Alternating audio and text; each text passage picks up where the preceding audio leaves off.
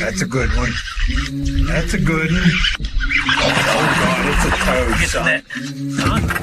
It's a toad, dude. Let's go. I wake up to a little bit of drool on my pillow, feel like it's gonna be a bad day.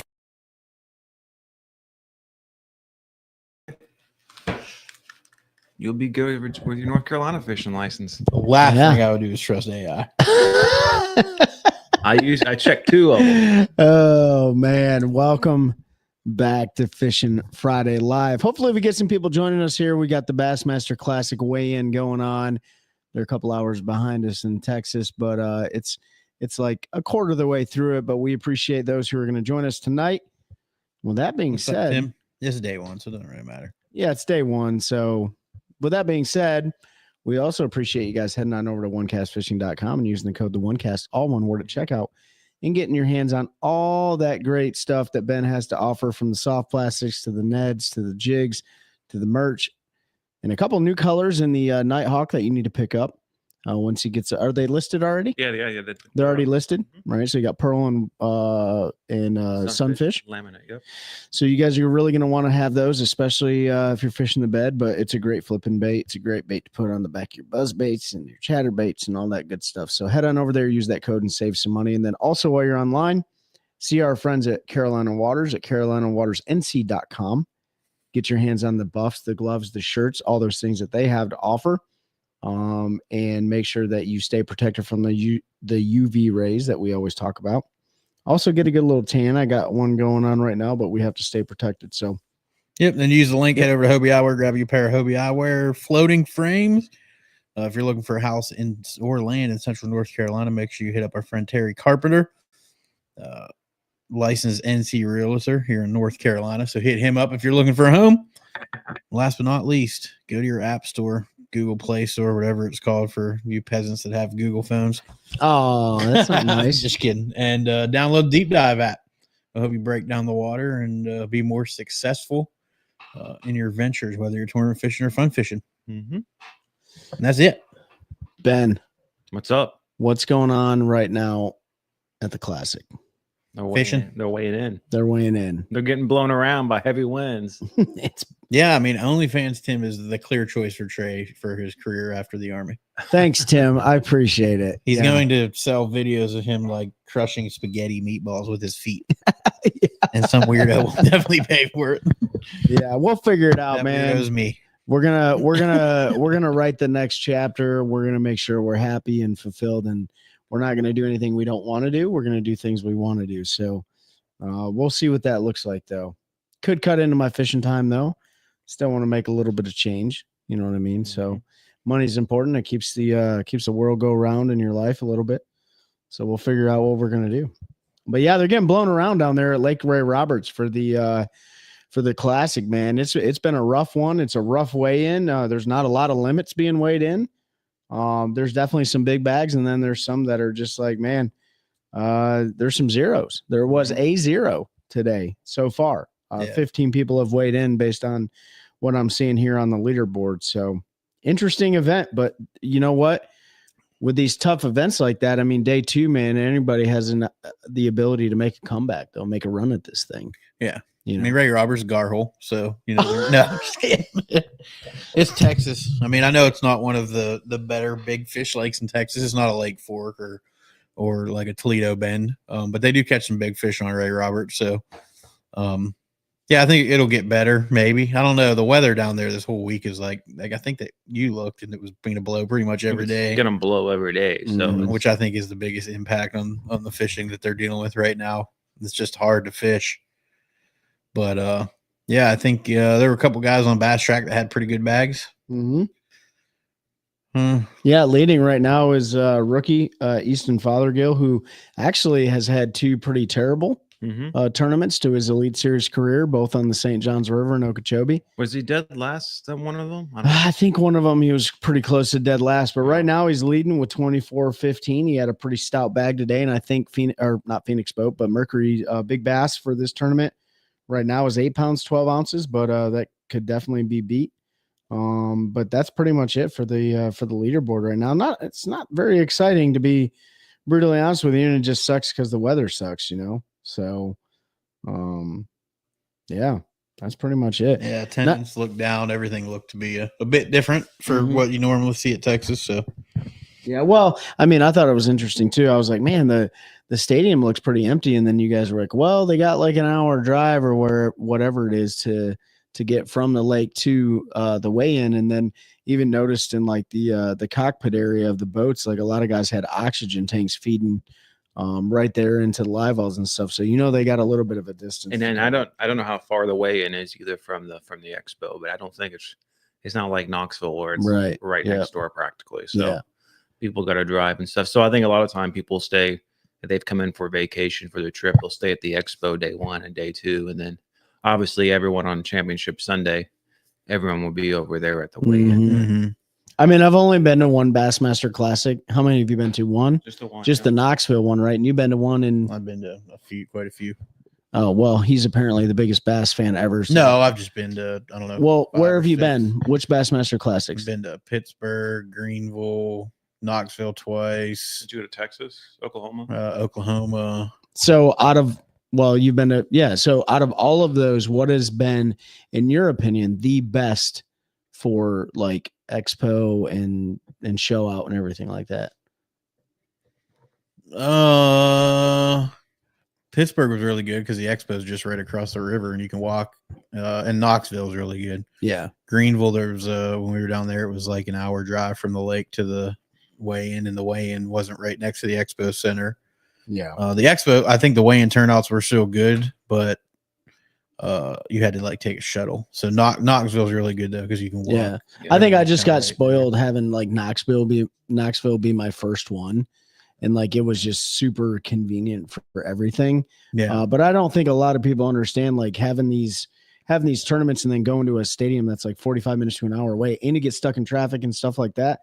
That's a difficult logistical thing to kind of square away. And we kind of saw that when we were all down at Lake Lanier for the MPFL's final event in 2023? 2023, October 23. Golly, 23. Yeah, it's been like almost a year and Holy a half. cow, dude. But they had like a 45-minute drive downtown. Through like Atlanta traffic. Yeah, it was absolutely brutal, dude. Yeah, it was miserable. Yeah. So I expect I guess I expect the attendance to be kind of crap right now for the Classic. What's going on, Chris Curtis, man? Appreciate you joining us.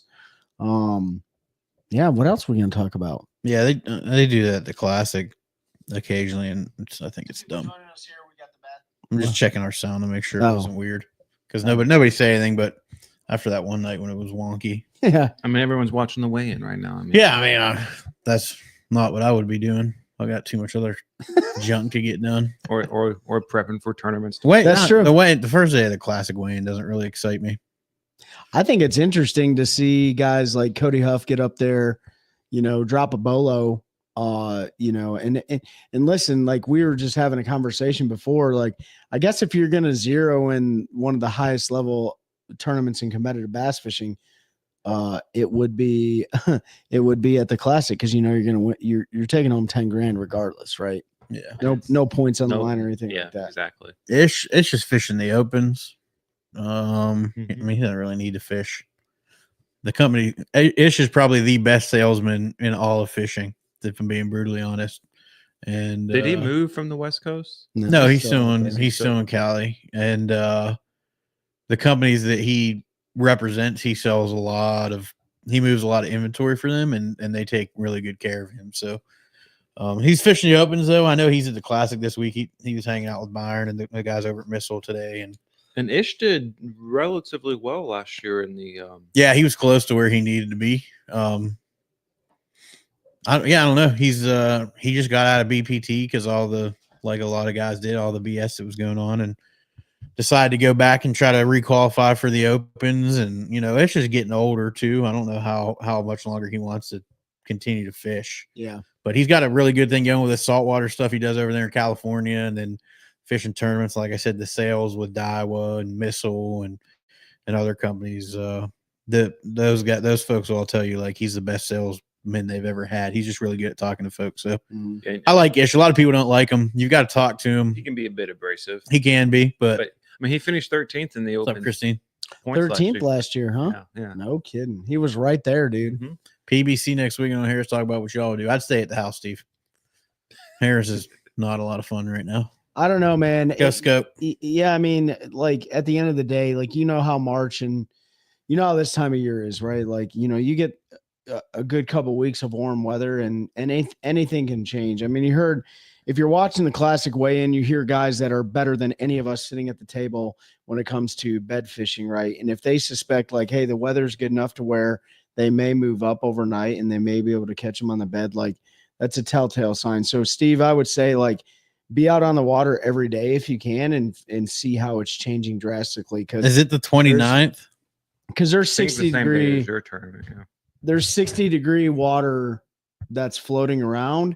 And once it starts staying consistent and the water stabilizes through the night in that 60-degree time or temperature, then those fish really will start pushing up towards the banks. And if 29th, it's not going to be there. It's not going to be stable for your derby. We got 39-degree overnight temperatures almost every night.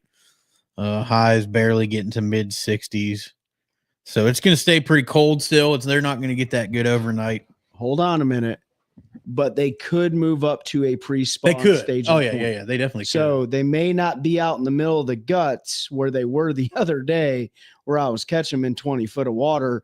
They could definitely make that very, very small migration pattern, with 25 feet we're talking, to a point, and then start holding up there. So you might be able to whack them on a crankbait, a spinnerbait, dragging a sea rig or something like that. But I don't think they're going to be on the bed. No, they're definitely not going to be shallower on the bed. We still got a good month here locally. Just got to get things stable. We keep having these dang cold nights, which I don't mind. It delays everything. And I think there's a misconception, like shallow is relative. Huge misconception. Like are you talking thrown at the bank where you can? No, they're not moving up to the bank because they could be in 2 to 4 foot of water. Yeah, they could. Right. They could be in 3 to 6 foot of water. I don't think they'll move up that shallow quite yet. I think you'll see them in that, what I call mid depth, like 6 to 10 foot on some of those points. Yeah. Buzzbait, I mean, anything's possible. Anytime the water gets above 50, you have a chance to get them to eat a buzzbait. My buddy didn't believe it, Steve, and I'm here to tell you right now, going up to the bridge on the right-hand side, I threw a buzzbait in 55-degree weather and caught a 4.5 pounder and boat flipped it in there. I'm here to tell you, if you catch one on a buzzbait right now, it is going to be the right fish. I'm almost certain it is going to be the right fish. You may only catch one, but he might be 4.5, 5 pounds, right? Maybe bigger. So a buddy of mine just hit me up. He wants to go fishing. I'm going to take him out to Bugs Island next week and get him on some striper. But we used to fish years ago. You got to talk in your mic. You can barely hear you. I'm going to take him out to Bugs Island next week and fish for striper. And years ago, man, I threw that buzzbait and he was like, "What are you doing?" Blah, blah, boom. I was like, "I don't know. I have no idea why I threw this, but I threw it anyways." So get out there and see what it's like, dude. Like cover that water. Go fish, man. Yeah. You'll figure out where they are. What's up, they ain't moving up. They ain't moving up. Here's one thing I will say. Pete's a huge advocate for this. I don't like, what I'm about to say. I don't like to generalize people, but anglers in the state of North Carolina wholeheartedly believe that the second the water hits 60 degrees, the fish swim as fast as they can to the shoreline. And if it gets above 60, they're automatically shallow. And that is 1,000,000% not the case. They may not spawn until the water's 72, 73 degrees. There's a lot more to it than just water temperature. You've got to have moon phases. They have to have time to incubate. Not incubate, but they've got to have time to grow the eggs. I don't know what the technical term for that. It's not really like menstruating, but whatever it is, when the eggs are growing in them, there's some scientific word to that. I don't know what it is. They've got to have time for that whole process. What's the word? I don't know. What would it be? Gestation. No, isn't that once the sperm and that's when the embryo starts to form. Gestation is the period. That's how long it takes. Because our humans are 9 months. They're like ovulating. Yeah, it's sort of whatever. Yeah. I don't know what it is, but you got to have the time to do that. And water temperature doesn't dictate alone. I mean, it's like 64 right now in Jordan. Them fish ain't nowhere near moving to the bank yet. Yeah, and it's because, you got a couple different factors. One, the water's dirty, Steve, right? And Nick is on here too. Nick, thanks for showing up. Pregnancy, even if there's no Christine spermage yet. Christine, we're going to take your word for it. Pregnancy. They're pregnant. Christine, yeah. But the water's dirty.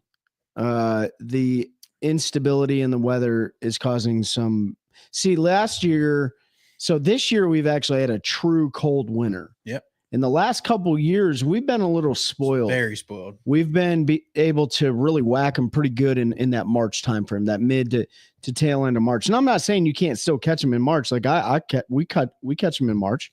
But I think that lake wide, That's right, Nick. like areas of the lake are definitely going to be acting a little bit different than the other areas of the lake. Like last March, you could almost go anywhere on the lake and catch them. So you just got to pay attention to that. And there's a lot of sediment and stuff like that in the water right now. So it's making it really dingy and stuff. So not the ideal conditions for the fish to move up and start getting on the bed. But the telltale sign is eliminate the shallow water first. And if you start getting up there and you start seeing males cruising back and forth on the bank, you know it's about to go down. Yeah. It's about to go down. You know, and you'll see those fish up on the bank, even if they're not cruising. When you start seeing them up shallow and you catch more than one here or there, that means that they're up there feeding. The bait and stuff has moved up shallower. But yeah, when you get up shallow and you see fish cruising, you definitely know. But you've got to remember, like if you look back, and I'm gonna go locally, and I didn't mean to cut you off. No, you're good. But I think it was the first year. I think it was the first year MLF came down here. We had that super like wet. The lake was like 17 feet high. It came down and then it rained and it went up like 8 feet and then it came down all through the spring. Those fish didn't spawn till like almost July because of the instability in the water levels. So there are a ton of factors. A fish isn't going to dump its eggs if it doesn't know or have confidence that those eggs are going to survive. So if the water level's fluctuating, if there's a lot of silt in the water, all of those things play factors into it. Yeah, I mean, James Jordan, you can always catch fish in the dirt. I mean, I've caught them in the winter when the water was 43 degrees and a foot of water. That goes for any lake. That's, it's not always that way. But this time of year, especially if you get a good warm day, some of those small brim and stuff will start to push up to the bank just to get to that warmer water. And those fish will go up there to feed. And you can go in there and you can whack them shallow. They're just not there for long. They're going to slide up, feed, slide back down. That's why we were talking to a guy last week and he's like, I went out on Monday, didn't catch a fish. Went out on Tuesday, 27 pounds. Went out on Wednesday, didn't catch a fish. Went out on Thursday and he caught like 40 some fish. No big ones, but a pile of fish. And that's just that water's warming up, fish slide up and down type deal. So just remember, just because you see 60 degrees does not mean they're going up there to do their thing. You've got to take everything into account. Always go up and look, but don't, especially this time of year, expect them to definitely be there. He said when you fish tournament, you always have a worm tied on, and what size, brand, favorite color, worm. What do you mean by worm? Like a J-tail worm or like a straight tail, like a trick worm or something? Any worm, I would say. Yeah, I mean, I usually have some type of worm tied on. It's usually a straight tail, and I use the missile baits straight tail worm, and the color just depends on water clarity and all of that. So I'll either throw like what they call their bruiser flash or green pumpkin money, or I have a secret color that I'm not going to say. It's not, I mean, it's a commercially available color, but it's one that I really schwack them on, and I don't like to say. So I'll say I always have a shaky head tied on. Yep. I always have a wacky worm tied on, or a wacky rigged stick bait tied on, and I always have a drop shot tied on, right? And with my shaky head worm, if it's colder, I'm going to pick a worm that doesn't have as much action, but usually I'm throwing like a 6 cents divine shaky head worm, a missile bait shaky head worm. It really doesn't matter. Yeah. A deep creek lures, a zoom trick worm. It really just depends on the water clarity. It also depends on what kind of fish I'm fishing for. If it's a spotted bass, I'm going to downsize my worm a little bit. Even though we call it spotted bass on Bugs Island with the same worm. Anyways, so yes, Tim, I will always have different versions of worms tied on, because you never know. It's like the most, besides a jig head minnow, it's like the most getting bit bait that's out there. Yeah, I don't think the worm's gotten less popular. Just maybe not the old U-tail worms that everybody used to throw. I don't know. What do you think, Ben? Well, I mean, you just don't. You don't hear about like a lot of professional anglers in tournaments flipping a Zoom trick worm anymore, or you'll hear works. I mean, yes, it works. You use that exclusively. Mhm. I mean, you hear guys when they're using worms, it's usually like on a Carolina rig or a shaky head, Mhm. or obviously if you're using like a swimming worm, like a Yeah. Or Nico rig. Nico rig or something like that. Yeah. But very rarely do you actually hear those guys talk about there's flipping or pitching a. They're also still very good at hiding what they're doing. Yeah, but usually it's like, oh, I'm pitching a creature bait or something. Yeah. But I mean, it's just a good old You get- fashioned Zoom trick worm gets caught more It's gonna fish. it's gonna Texas get rig trick worm. you daggum right. I mean, that's what Nick caught their 5th fish on at Bugs Island last weekend for a tournament. They caught it on a Texas rig or a Yeah. Carolina rig or something. And I'll flip a bug, and if it's just not doing it, and I know the fish are around, I'll almost always go to a trick worm or something along those lines. Yeah. I almost always end up getting it. Tim, I just want to go back to your comment real quick. I think the reason why you're saying it's slightly declined is because it's not being amplified on social media. It's still being used all the time, but I think what you're seeing is anglers must promote certain brands that they're affiliated with. And right now, if you're seeing, I mean, last year obviously it was a jig head minnow style bait, and this year still the same. But these guys are starting to promote. You're starting to see variety come back a little bit on the promotional stuff. So when you see them holding their rods up crisscross like that, don't believe that's exactly what they're catching their fish on by any means. Because I know that's not the truth. So. Yeah, I bet Tillery was a mud hole. Yeah, James McDougal, Tillery. Is that what he said? No, Frank Duffy. Oh, said Frank couldn't did- see anything in yeah. the mud at Tillery. Caught a few in the dirt on Jordan. Frank Duffy said, "Do you think daylight is more important than water temp?" It's not more important, but it's one of those things that I said there's a lot of factors that go into the spawn. Length of day is definitely part of that, and that's when you start. The moon cycle plays a big role in that. Kind of like the deer rut, like that full moon. When you start getting those longer days and everything, there's something about the daylight cycle that triggers all that stuff. A lot of things in nature. I'll give you a perfect example right now. What do we have out back here? I got Turkey. I don't have anything. Chicken. My wife has a few hundred chickens. It's like 200 and something chickens out back. And I can tell you that daylight is everything when it comes to those chickens laying eggs. So there's definitely when they're molting and they're losing their feathers, they don't lay as many eggs. But then we start getting their feathers back, and then the length of the day, when it increases, man, those birds start laying eggs like crazy. So the right, summer, late spring, 100%, they lay yes, more eggs in. Absolutely. Yeah, I mean, Right. daylight is important to nature. I've come to the conclusion over the last few years. I think that's the most important thing because Yep. the last several years, I mean, the water's been ready early, Mm-hmm.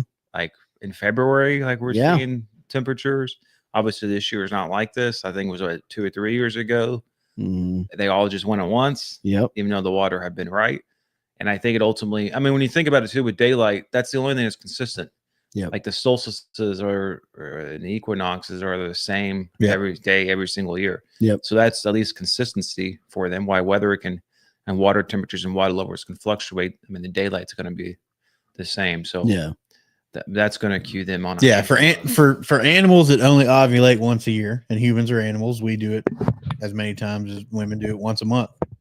But for other, like deer, for example, that all plays a role. Day-night cycles, solstices. So fish only lay eggs. Sometimes you can get 2 spawns, but typically it's 1 spawn, and all of that plays a factor. So right now it's 7:24. It's still daylight. You're in the time of year where that can trigger. So we have those days that are long enough. You've just got to get the consistent weather, consistent water levels, all of that stuff. So they all have to play in. And there's one other key here. I saw today. I saw the pollen. No, the pollen is a huge in indicator. North Carolina. You start seeing pollen, It's about ready to go and Ray, I just saw a little bit, but when you start seeing pollen coating your vehicles and all, Mm-hmm. it's about to go down. it's Tim said, I remember 30 years ago when I fished in a club, everyone used Berkeley power worms. They were the Sinkos of 30 years ago. Yeah, it's true. yeah. I mean, it's evolved. I'm telling you, everybody, at every level has any level of success in any tournament has some type of worm tied on in every tournament. Sure. Whether it's a Cinco, whether it's a shaky head. I still know plenty of guys that are throwing Berkeley power worms, Texas rigged and catching fish. I still throw them, the mag ones on a Carolina rig. Mm-hmm. It totally depends on what you're doing and water all of that. So, have you guys been out yet this year to do some fishing? We have A couple times. I am down and out for a little bit, but my boat is getting some love. Well, I mean, Pete's getting a warranty boat, so Yeah, I'm getting a new hull for my boat. yep. Vex has had a design flaw in their 2019 boats to their 2021 boats, and I have a 2020, And he got caught in it. and I got caught in it. So my hull cracked. Vex I found it on a Thursday night. Was it Thursday? Yeah, because it was your daughter's birthday. Mhm. Came over, or son's birthday. Came over here.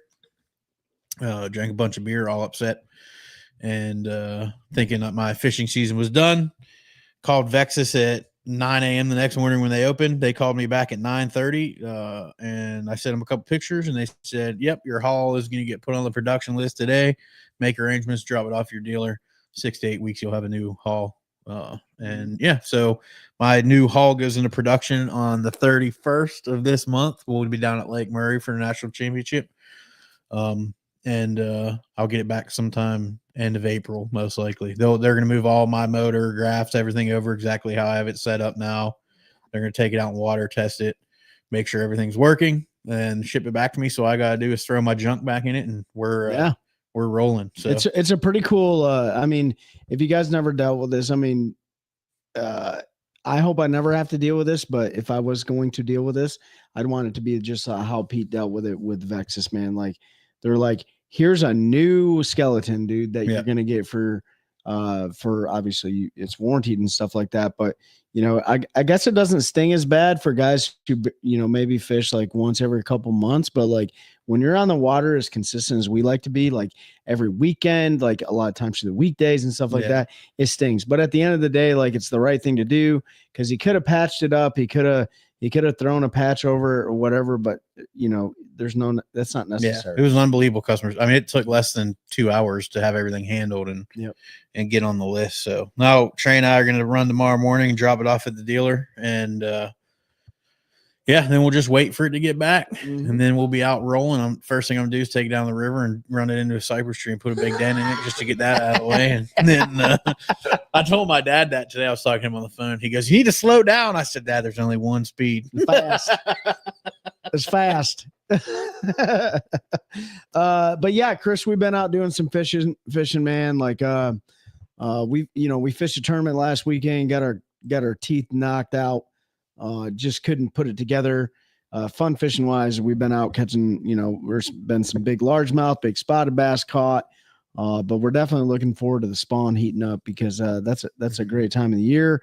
Pete's looking at the dog. Those are the ones that the are dogwood trees. The Bradford pears are the ones that are doing it right now. So the dogwood trees are the, you know, we start looking for the dogwoods to bloom. Like? Okay. Yeah. I mean, so it hadn't started yet.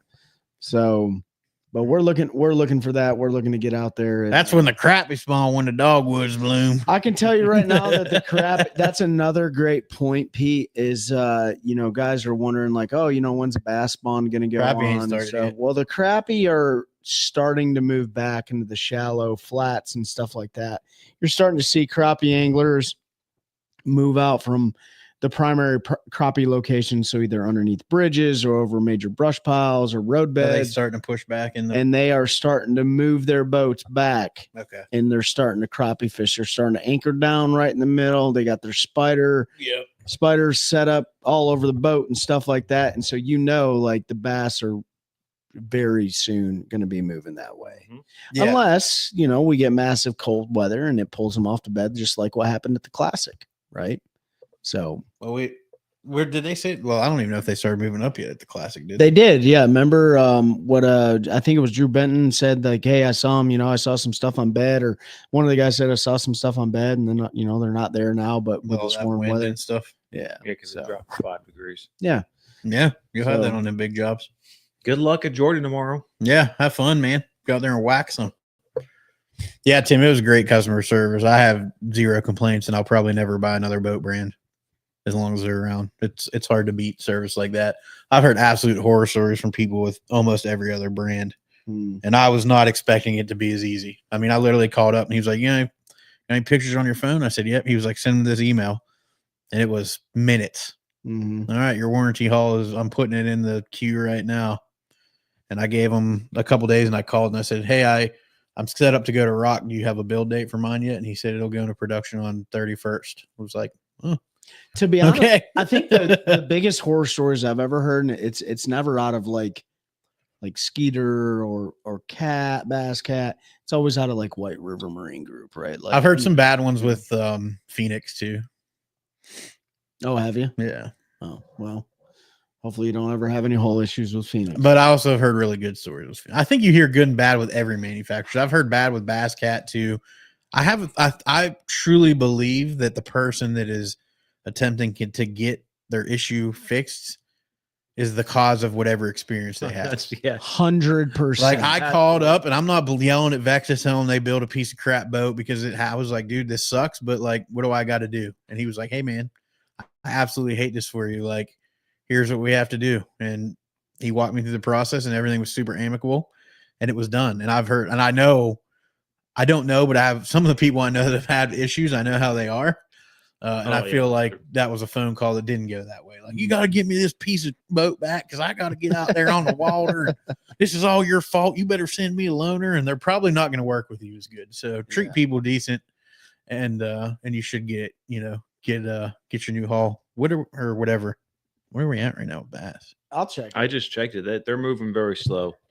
Well, you have a 14.5-hour drive from the lake to the weigh-in. 24 weighed in because I don't have Cody on there, but we watched him weigh in. Yeah, they are moving very slow. They're not putting the zeros on the board. No zero. There might be a couple more. There were a couple guys on Bass Track that were showing zero. Who's leading? Corey Johnson.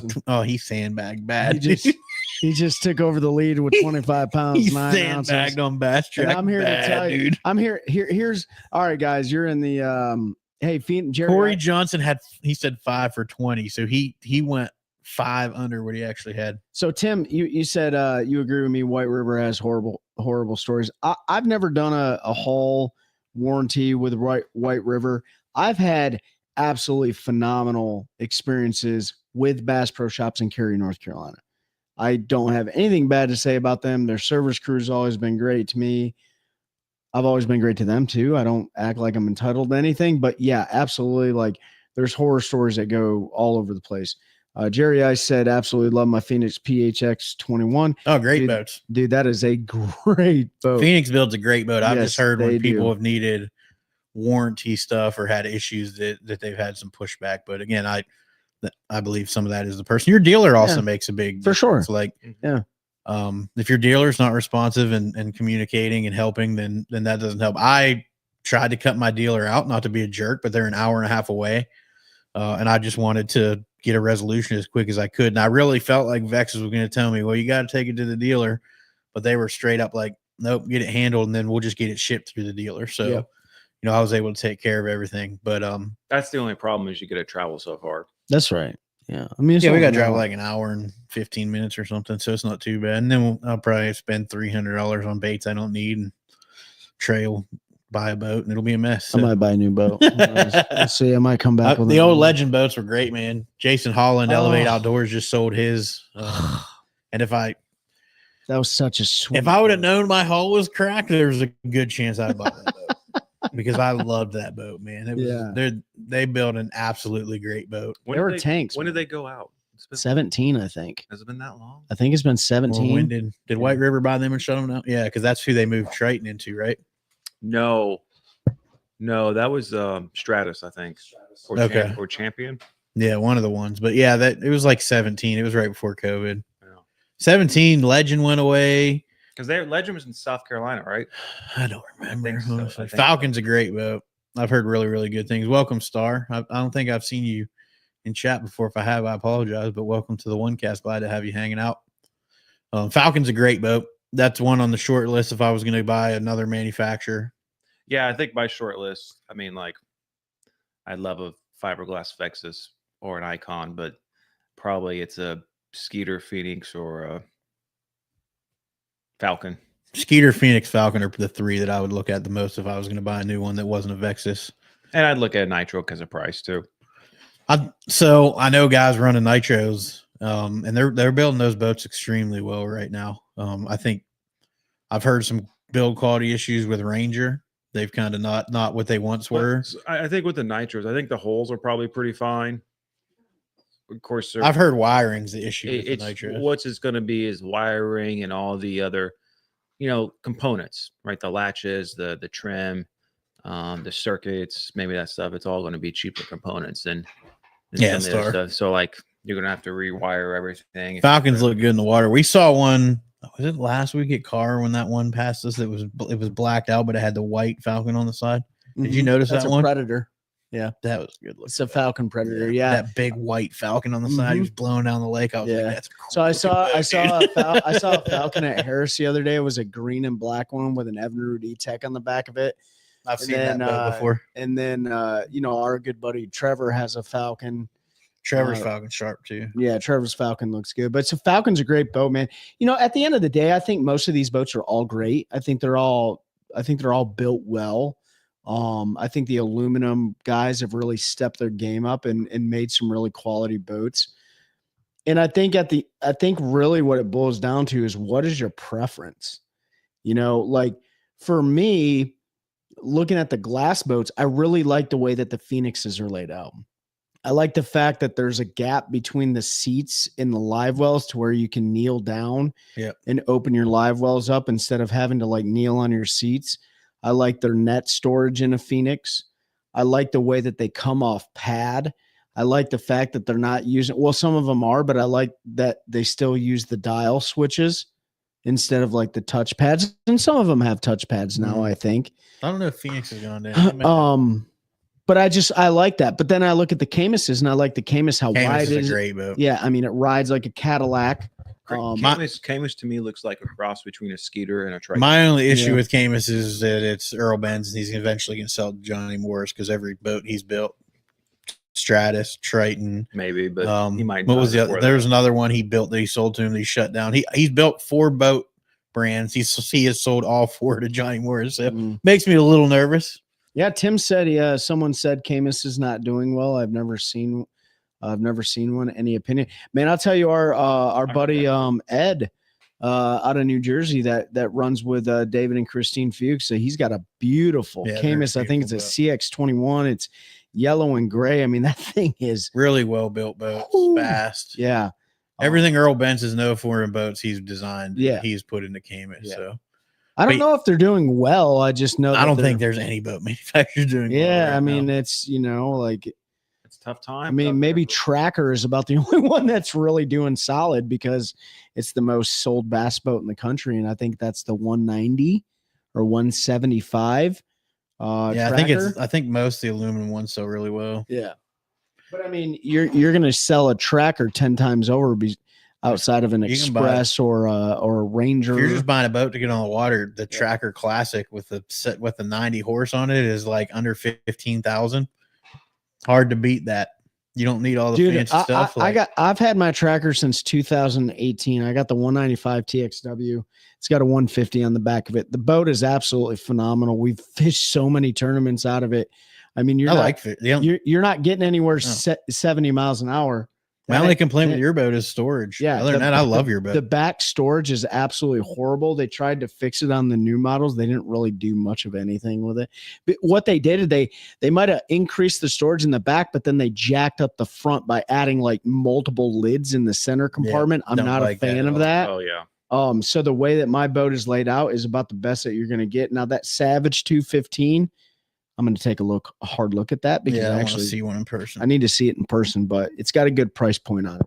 Icon is another really, really good boat. They're pricey, but they're built by a custom yacht manufacturer. So detail, fit, finish is going to be absolutely top of the line. And I've also heard that I've heard their warranty and if you have issues, they're really, really good customer service. So their best price point boat is the VLX 20. So if you're looking at an Icon, and they're not bad. No, their VLX 20s are actually pretty reasonably priced when you compare them to a Nitro, Z21, or you put them against a Skeeter or a Cat or any of those other boats. Like it's actually pretty comparable in price. In fact, you might actually pay less for an Icon VLX 20 than you are going to be like a Skeeter Apex 20. You know, they just look kind of goofy. Yeah, there's a lot of compartments in them. I really like the way that the front is laid out. Pete's got a picture of it pulled up here. I really like the way that the front is laid out. I truly do. What boat is that? Is that the VLX 20 right there? Yeah. It's the VLX 20 and it's, I was looking at the live well capacity. It's 20 feet. I'm looking at the Savage. Oh, the Savage 215. Yeah. You can get a 250 on that. Yeah. Yeah. My buddy Tom, we served together. He just, he's like the first one that I know that has, outside of Rick Clun, that has the Savage 215. He went down during the Raleigh Fishing Show in January and ordered his Savage 215, a black one with a Minn Kota Quest, Garmin Live Scope, 2 power poles, a jack plate, 250. And I think he paid what, Pete, 66 grand for it? Something like that. Yeah. Yeah. It's a really well priced boat. Yep. So, yeah, I mean, yeah, I mean, the G3s, those are great boats too. Elevate Outdoors here in Sanford, North Carolina is going to be carrying G3, aren't they? G3 dealer. Yep. Well, I don't know if they're bringing any of their more bass models, but yeah, I'm sure they can order. I know they can order you one if you want one.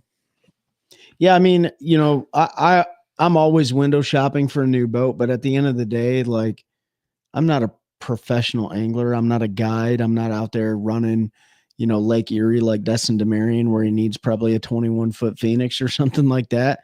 What we got around here is nice. Now, I will say, like, it's nice being able to run and get to a hole faster, especially if you're trying to get like a morning bite or something like that, or you're trying to maximize your day for an afternoon bite. But, it just depends on what you guys can afford, man. Yeah, it doesn't matter. What matters is being out there fishing. Yeah, having fun. I was thinking about a new boat here in the next couple of years, but I'm probably going to wait even longer now. Yeah, I mean, at this rate, you got to ask yourself why. I'll do some graph upgrades. Would any of you guys feel? Absolutely, Tim. Yeah. Our buddy Trevor runs a Suzuki. What is it? SS on the back of his Falcon. Oh, yeah, I'm not even sure. That's the most bulletproof motor in the market. That is a beautiful motor. There's a reason why almost every boat you see on the ocean runs a Suzuki. Yep. The biggest issue with Suzuki's always been their dealer network was really small, and it would be hard to find a dealer to service it. But now there's a lot of dealers that are starting to carry them, and they're heavy and they're not quite as fast as some of the other motors, but they're great. Bingo. Rusty, great point. Yep. Had a neighbor years ago come up to me and he goes, "Man, you're on that boat a lot." And I said, "Well, why the hell did I buy it? I mean, I'm not going to buy something, let it sit there, let the ethanol clog up the fuel system and fish out of it." Yeah, I bought it to use it. It's a tool.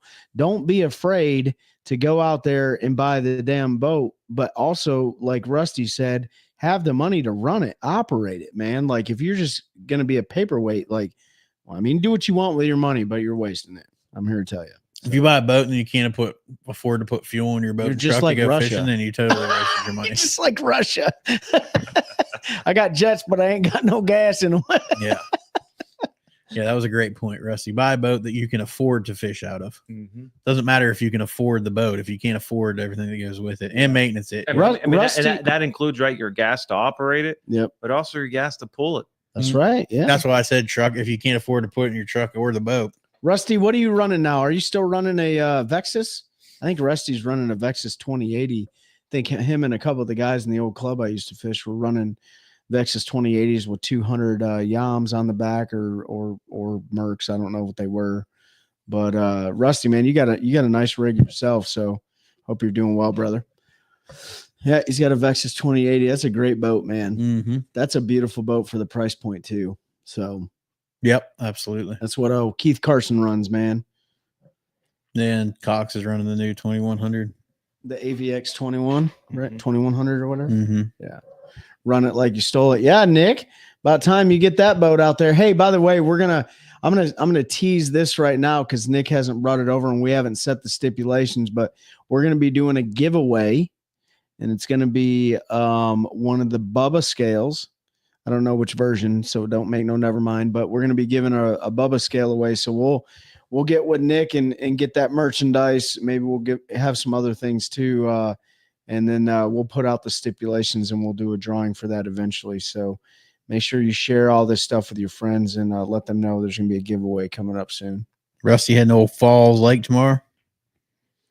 He thought about going out there Sunday, but then we decided we better spend time with our family since we're going to be fishing for like 27 days in a row. Yeah, Rusty, I will say at least I heard they are shallow. But again, it changes day to day. But if you can find some grass and fish what you're comfortable with, but I heard that they're shallow. That's what I'll say. Everybody I've talked to said they've been catching not a lot, but they're catching some good ones shallow. Yeah, you're not going to get a lot of bites, but the ones you get are going to be the right ones. So then if you are fishing a derby, you want to win, just go. I thought there was an ABA or what's no, there's a cat on There's Falls. a cat on Falls tomorrow, I think. Rusty, you fishing the cat or are you fishing your club? What are you on board? Oh, I have a Mercury. And PBC's next weekend. Yeah. But it's at Harris, so. Yep. Oh, is it really? I think so, yeah. Dang. Who? Tim. Who's at Harris? Is it PBC? Next weekend. Yeah. The 29th. I think so. Okay, so Sandhills Bassmaster are going to be at Falls. Man, there's a bunch of derbies, dude. I mean, Falls about to get hammered. Falls is getting hammered. So is Harris Carr. is getting hammered. Bugs is getting hammered. That time of year. It's that time of year, dude. And then Who's at Harris weekend. I don't know who's at Harris. Somebody's at Harris tomorrow. Somebody got to be at Harris tomorrow. Can I DM it now so I can be boat one again, Nick? He ain't even got a boat, Nick. I'll DM. We're fishing together, so it doesn't matter which one of us DM. Oh, his poor dad. He doesn't care. He said as long as he gets to be there. Yeah. We'll stick him in the boat with Nick. Yeah, we're boat number 1. So Nick Kincaid's fishing out of his own boat this year. Be boat 0. Boat. Are you gonna go? I'm gonna try to, yeah. Yeah. Boats. Ben's gonna be boat 0. So I'll be before you guys. We needed at least one more boater for the April 19th Take a Warrior fishing event to replace me. So if you're available, You're borrowing a boat. I'm gonna try to, but I mean, there's no Jeff guarantee. Horner said you could borrow his boat. Yeah, he's in Africa though.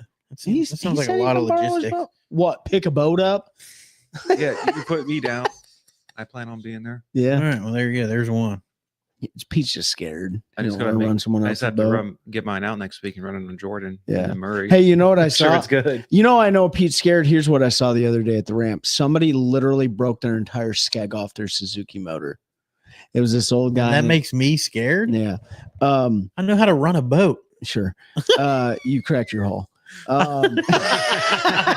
I cracked my hull running you around the Roanoke River. Probably. I was at Jordan Lake, man. I got out of my boat and I saw this, this old couple. They were struggling, and it was at Ebenezer boat ramp. And I was like, "Y'all need some help?" And they're like, "No, I think we figured it out. It's only the 4th time we've had this boat for 2 years, and we had it out but 4 times, dude." And there you go. I said, "You did you know that you're missing your entire skeg?" And he's like, "What are you talking about?" What's a skeg? And his wife goes, "What's a skeg?" Of course, and I was like, "Well, it's that bottom piece down there. It's kind of shaped like this." And he goes, "Oh, I just broke that off. Didn't even trim my motor up. Just kind of ran it up on the trailer." Yep, sure did. And he's like, "You think I can fix that?" And I was like, Yeah, you can take it to a weld shop. Yeah, I'm like, "You might be able to get one put on it. They might be able to do the welding thing or maybe the rivet thing." I'm like, "But if they can't, you're looking at a brand new lower unit." And his wife was like, "How much is that?" And I was like, "I'll let your husband answer that question. I got to go get the truck." Dude. Yeah. The good thing about a skeg, if you break it off, they can almost always weld a new one on. I've never seen one they couldn't. And I've seen them broke off to where it actually cracked the housing in the lower unit, and they're still able to weld it. So, if you have a good boat repair welding shop nearby, they can. Do we have one here? Yeah, the one actually at the marina there on Jordan Lake is really good. Honestly, I bet they are. Need to find a good welder. Yeah, I bet they are good at the one at the marina, Jordan. Yeah, these guys don't know how to operate anything there. So, at the marina there? Yeah, the boaters. Oh yeah, the boaters. The boaters, yeah, absolutely right. I was like, the guys at the marina. No, I know a couple of them dudes. They are. Yeah, no, you're right. They take them party boats out of once a year and probably ripping stuff and off. Hey, I'm here to tell you right now. I watched wakeboarders out on the lake the other day. So get ready, gentlemen, ladies and gentlemen. It's lake life season's upon us, ladies and gentlemen. The it's lake getting life ready to go down. We got coming out of hibernation. Yeah, Ruin your day. These people think as soon as the first 72-degree day, They think the fish are moving up. They ain't moving up. They're on the bed. It hit 60. They spawned it, Bubba. Oh man.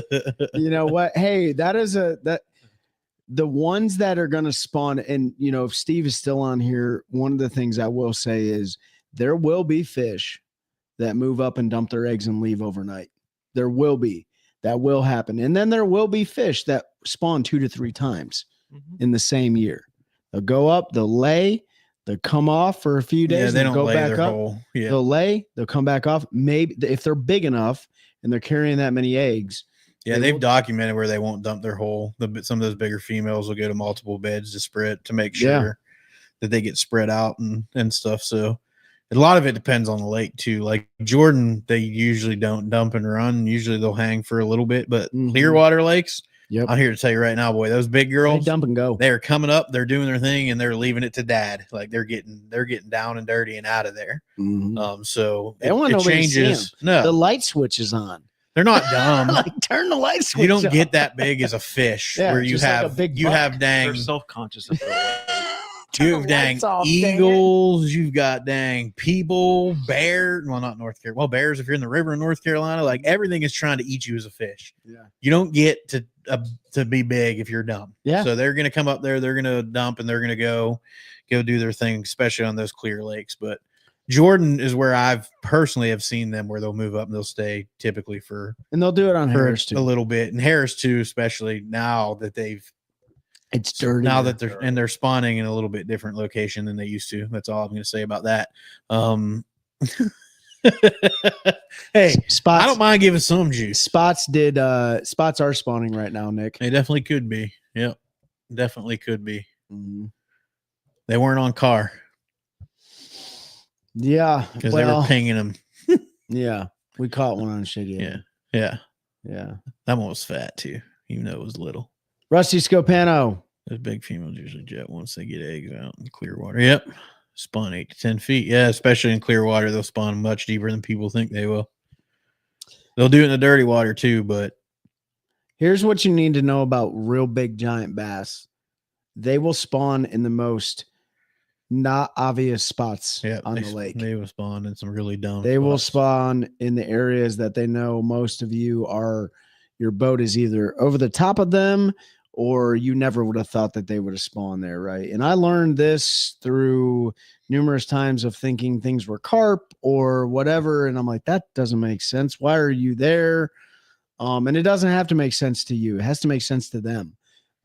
And just like Pete said, like, it's going to take a while for them to move up, but don't be surprised. Some fish, man, they will spawn in the weirdest times of the like temperature. I don't care what anybody says. The biologists think they get it always right. No, they don't. Like I've seen fish with bloody tails up there on the bed that have been caught by people in water temperatures that were like in the high 50s.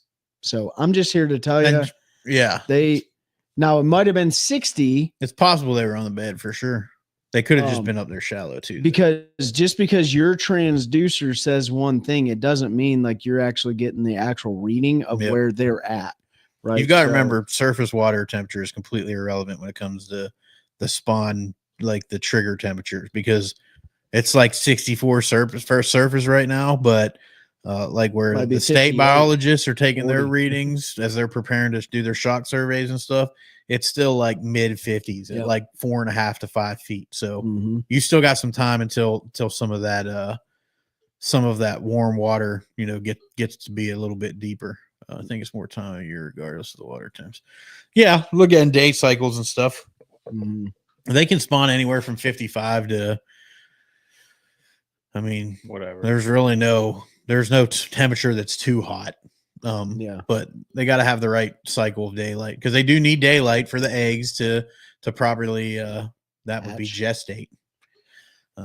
They've got to have sunlight. They got to have all that. And when they actually do spawn, the water temperature is going to dictate how long they stay up. Yeah. The colder, the longer it takes for them to hatch. If they're spawning right at 60 degrees, the male may be up there for several days. Yeah, I think it's 60 degrees. I read something last year. I think it's 60 degrees. It's like 4 days, 5 days gestation. At 65, it's 3. At 70, it's like a day and it's like it's something a day and a half or something like that. Like it makes a huge difference, the water temp. So don't be surprised if you see people catching those bloody tailed fish in the next couple weeks. But that is not indicative of our mass. I push. equate it to this. Your due date is on March 31st. Yeah. But you go into labor on March 17th. Yeah. Same thing happens, right? Like all these people write all these things and they think they know everything. And they got all these fancy degrees. I'm here to tell you they're dead wrong on a lot of stuff, right? They're not And dead wrong. They're dead wrong on a lot of stuff. And they'll even say anglers that are on the water know years ahead of time about the condition that the lake is in before they even do, right? So I'm here to tell you, like, it doesn't matter, dude. Humans make up science. We make this crap up anyways. So get out there on the water. And the best thing you can do is own a pair of Hobie Sightmasters. Go to Hobie, use the link, get those Sightmasters and look for yourself. That's going to tell you all the information that you need to know. Trey is very anti-science. I am 100%. They're not dead wrong, but that's why you see spawning ranges that say 53 to 70 degrees, because it can be anywhere in that window. The one thing, a bass is not going to spawn if it's getting below the temperature their egg will survive in overnight. So you have to have those morning water temperatures. I don't believe half the scientists that call themselves scientists. You can scientifically prove that though. Like very easily, you can put eggs that are spermated that have been fertilized. That's the word I was looking for. Yeah. Fertilized eggs into controlled environments. And if the embryo dies at a certain temperature every time, you know that they can't survive. And bass scientists told you the COVID vaccine was good too. No, those were, you know what I mean? Like, let's get over it. So those were cute. Yeah. I'm going to believe some scientists, but not all scientists. But here's my hypothesis. Go out there with Hobie Sightmasters and get it. Tim said, with all those chickens, any problems with snakes? Absolutely. But here's my thing with predators on the battlefield. Kill them all. I don't kill any of them because it's my fault that I'm bringing them here, right? So if I got 250 buckets of KFC running around the backyard, I totally expect a fox, a coyote, a black snake, an owl, a coon, anything. Actually, I got a trap that I got to set tonight out there. So I deal with snakes all the time. The problem with the snakes, I don't care about them eating the eggs as much as I care about them. They try to eat the chickens, but they can't because they're too big. So they just end up strangling them to death. Yeah. And then there's just a dead chicken. That's a waste of, I'd rather them eat them and it go to something. So yeah, I deal with snakes all the time. And in fact, the video I posted on Instagram a couple years ago, cutting a snake out of the chicken wire, has more views on it than any other video I've ever posted. So, yep, I remember that one. Yeah, there's your science lesson for today. No algorithm. There's no science equated to that. So there's no science that says snakes are going to come just because there's chickens. It's all lies. Yeah, it's all lies. It's all lies. We never landed on the moon. Get over it, dude. Trey just likes to say scientists are always wrong because I agree with certain scientists. I just don't. I know. I just don't. It's okay to be dumb. No, just kidding. No, you're right. I mean, they aren't right about everything. They're not. But that's why you see ranges on spawning. But fish, there's right? trends, right? Trends will show you that most likely at this water temperature in this date range, they will most likely spawn. But that's also, but to what I was saying is that's why you'll see a temperature window, because as long as you're above whatever that is, I think it's 55 with largemouth, they know the eggs will survive. And fish aren't dumb.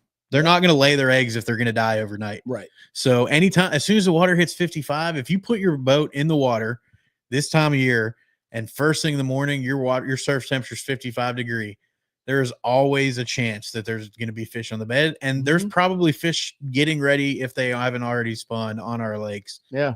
In small numbers. I mean, look at parental instincts. Yeah, 100%. Some parents put their kids in harm's way. Yeah. You know, we're going to be the first ones in this crap here. Seatbelts. You're laying in the back window. We're going over. We never wore seatbelts growing up. I mean, animals have paternal and maternal instincts, and they're going to do what's best. If they're doing it first, though, I don't know if that's the best move.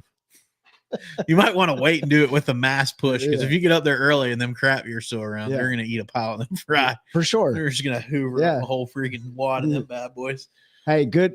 This is a good time of year, guys, in the spring. Bust out a lizard. Ben caught his personal best, right? No, well, my previous one. Your previous, yeah. Your PPB. Exactly. My PPB. On a lizard. And a lot of people are like, why does a lizard work so good this time of year? Eggs. Lizards are coming out from the winter. They're starting to crawl around the trees and fall. Yeah, and then there's probably some scientific reason. No, what's the other reason? Ben is right. Some of them do eat the eggs. The other one, to Trey's point, is it's still getting cold overnight. And as they're out climbing around, they don't move as good.